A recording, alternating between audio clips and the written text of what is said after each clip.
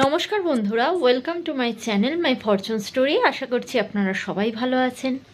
ফিরলাম নতুন ভিডিও নিয়ে। ভিডিওটি সম্পূর্ণ দেখার অনুরোধ রইল। আর ভিডিওটি দেখে যদি ভালো লেগে থাকে তাহলে প্লিজ একটা লাইক করে দেবেন আর অবশ্যই সাবস্ক্রাইব করে নেবেন চ্যানেলটা।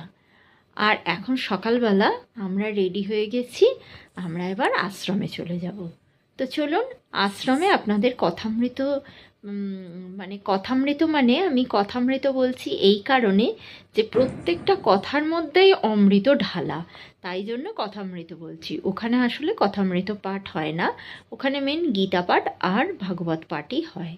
তো চলুন, আপনাদের এই অমৃত সমান বেদ বাক্য আর গীতা পাঠ ভাগবত পাঠ শোনাবো। তাহলে চলুন ভিডিওটি স্টার্ট করা যাক, আপনারা দেখতে থাকুন। চারটে অন্তঃকরণ আছে। এই চারটে অন্তঃকরণের চিত্তের কাজ হচ্ছে চিন্তা করা। এই চিন্তা দুরকম, একটা সৎ চিন্তা, একটা অসৎ চিন্তা। তাহলে এই চিত্ত যদি সৎ চিন্তা আনতে পারো তাই রবি সম্পদ, আর যদি সৎ চিন্তা না এনে অসৎ চিন্তা আসতে পারো আসরিক সম্পদ। তাহলে যখন তুমি আসরিক সম্পদে যাবে, অনেক চিত্ত বিভ্রান্তা মোহ জ্বালা সমাবৃতা, তখন চিত্ত কি করবে? অনেক রকম চিন্তা করবে, অসৎ চিন্তা করবে, এবং সব তোমার মোহ উৎপন্ন হয়ে যাবে। সুতরাং যাদের চিত্ত সৎ চিন্তায় যেতে পারে তার ব্যবস্থা হতে তুমি কিন্তু পারবে না, কারণ আমরা দুর্বল হয়ে গেছি। তুমি কি করবে? তুমি ভগবানের কৌশল অবলম্বন করো, আমি নামে থাকবো। এই চিত্ত সৎ চিন্তা করতে হবে। কখনো তুমি আমি করব এরকম ভাববে না, আমি ভগবানের উপদেশ শুনে তার নামে থাকবো। তাহলে তিনি এমন করুণাময়, তিনি সব কিন্তু পাল্টে দেবেন, সব উল্টে যাবে। তখনই দেখবে তুমি সৎ চিন্তা করতে পারছো। এবং এই মোহ তোমার উৎপন্ন হয়েছে, যে মোহ জল নষ্ট হয়ে যাবে।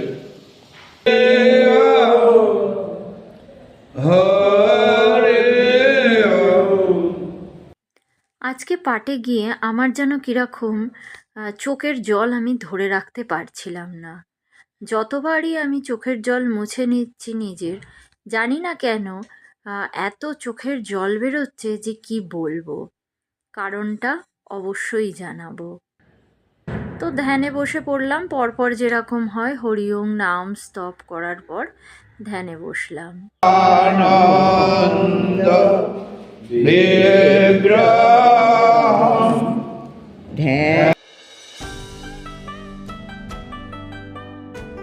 ধ্যান হয়ে যাওয়ার পর এবার আমাদের যেমন প্রত্যেক দিন অঞ্জলি হয়, তারপরে প্রণাম সেরে প্রসাদ নিয়ে বাড়ি যাওয়ার পালা।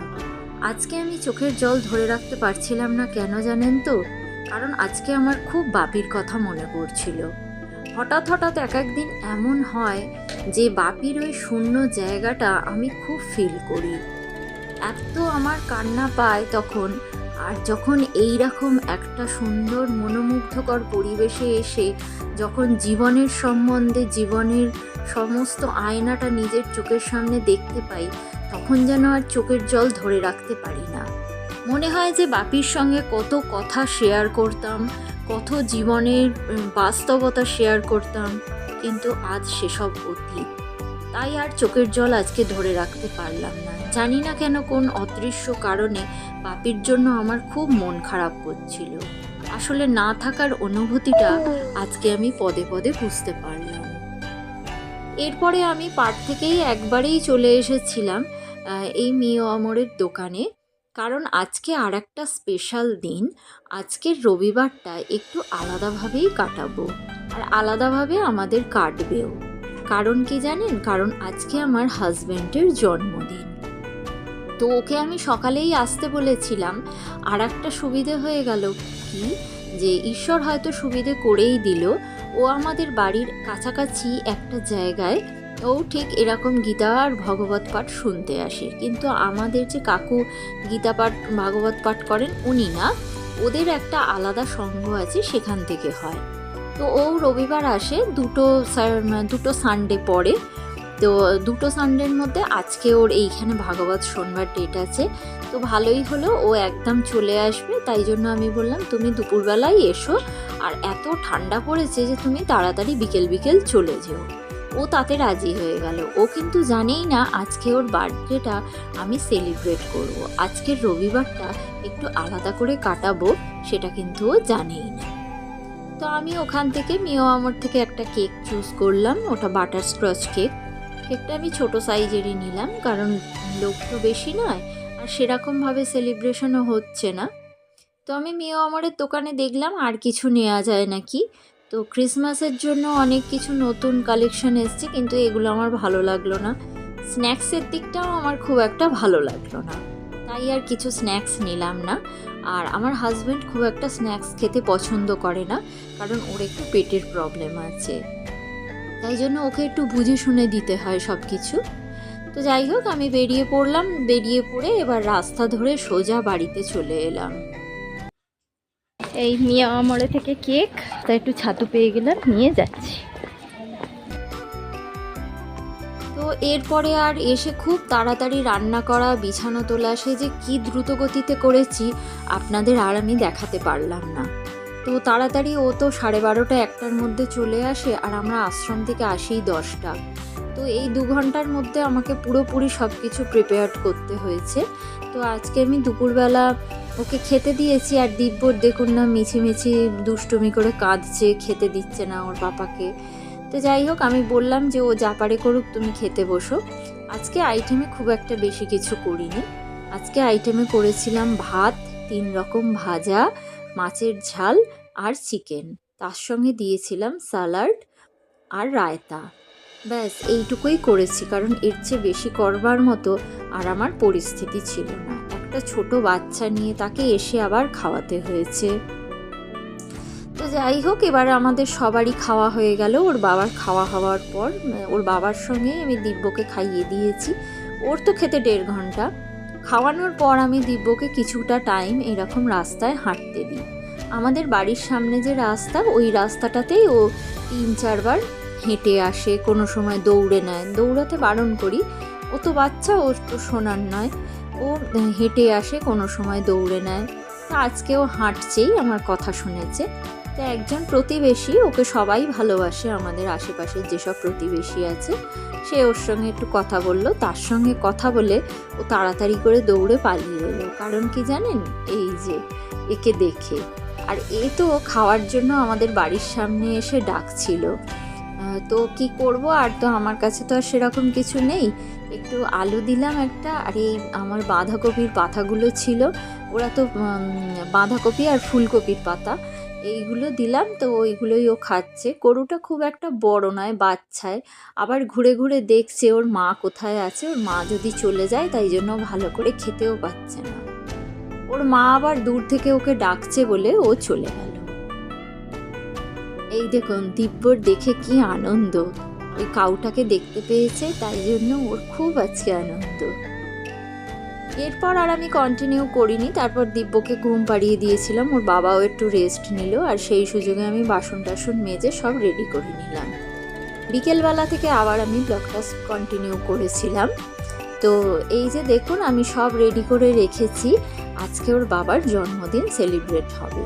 কারণ আসার পরেই যদি আমি কেক কাটিং, মিষ্টি দেওয়া এগুলো করতাম, ওর বাবা খেতে পারতো না। তখন তো খিদের সময় ভাতটা ওই জন্য দিয়ে দিলাম, তখন খেয়ে নিল। বিকেলবেলা স্ন্যাক্সের টাইমে এইগুলো খাওয়া যাবে। তো মামনি ওকে প্রথমেই মিষ্টি ধরে দিল আর একটা গিফট দিল। মামনির খুব জ্বর হয়েছে, মামনি দাঁড়াতে পারছিল না, তাই জন্য আর আশীর্বাদের পালাটা আমি রাখিনি। খুব কষ্ট করেই এসে মিষ্টিটা ধরে দিল। ওর জন্য 7 রকমের মিষ্টির ব্যবস্থা করেছিলাম। 5 রকমই হয়, কিন্তু যেহেতু 7 রকম হচ্ছে, আর এই যে দেখুন বাতাসা দিয়ে 7 রকম করেছি, কারণ এটা হচ্ছে আমাদের আদি প্রসাদ। ও জানে যে বাতাসাটা হচ্ছে আমাদের আদি ভোগ, আদি প্রসাদ। ওইটাই আগে তুলে ও বাবার মুখে দিল, মানে পাপার মুখে দিল। তারপরে ওর বায়না যে ও বাবাকে খাইয়ে দেবে, তাই এই নরম মিষ্টিটা ও তুলে পাপাকে খাইয়ে দিল কেটে কেটে। তো ও তো পারে না পুরোপুরি, ওর বাবা নিজেই খেয়ে নিল সাহায্য করে, ওর সাহায্যে। এবার আমি যে কেকটা এনেছিলাম সেই কেকটা এবার অ্যারেঞ্জ করতে শুরু করলাম। এবার সেলিব্রেশন শুরু করব।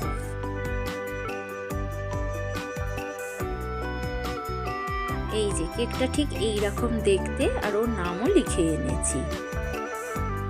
আমাকে কমেন্টে অবশ্যই জানাবেন কেকটা কেমন লাগলো।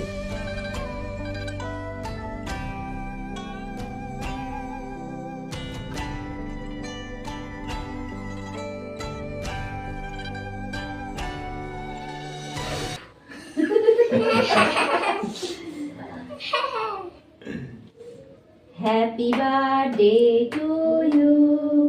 Happy birthday to you. Happy birthday, happy birthday. Happy birthday to you. না এটা সবাইকে খাইয়ে দাও। আগে তো তুমি দেবে ওখানে।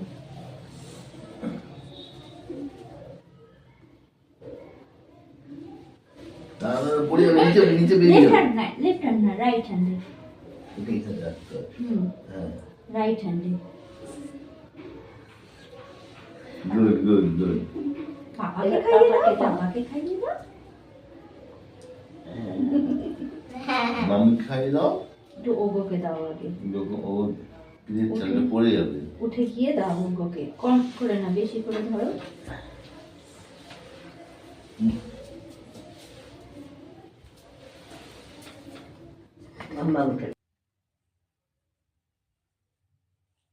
এরপরে কেক কাটিং হলো, কেক খাওয়া হলো। তো কেক খাওয়া সেইগুলো আর আমি তুলিনি ভিডিওতে, ভুলে গেছি, ওর বাবা তাড়াহুড়ো করছিল বলে দিয়ে দিয়েছি। এরপর কি করে, ওর বাবার যাওয়ার পালা, কারণ মোটামুটি 7টা বেজে গেছে, ওর বাবা আর থাকবে না, প্রচণ্ড শীত পড়েছে। তাছাড়া বাড়িতে গিয়েও ও দুটো পেশেন্ট দেখবে, ওই জন্য তাড়াতাড়ি করে ও করলো কি, চলে যাবে বলে ব্যস্ত হয়ে গেল বলে আমার আর ভিডিওগুলো তোলা হয়নি। তো ও যাওয়ার আগে কি করে, দিব্য বায়না করে গাড়ি চড়াতে হবে, তাই ও এই সামনের মোড়ের মাথা থেকে একটু ঘুরিয়ে এনে ওকে দিয়ে ওর বাড়ির দিকে রওনা হয়ে যায়। তো আজকের দিনটা আমি এইভাবেই কাটালাম, স্পেশাল দিন। এর চেয়ে বেশি কিছু আর করা আমার পক্ষে সম্ভব হলো না। তো ভিডিওটি আজকে আমি এই পর্যন্তই রাখলাম। ভিডিওটি দেখে যদি আপনাদের একটুও ভালো লেগে থাকে তাহলে প্লিজ কমেন্ট সেকশানে আমাকে জানাবেন। আজ এই পর্যন্ত, ফিরব নতুন ভিডিও নিয়ে।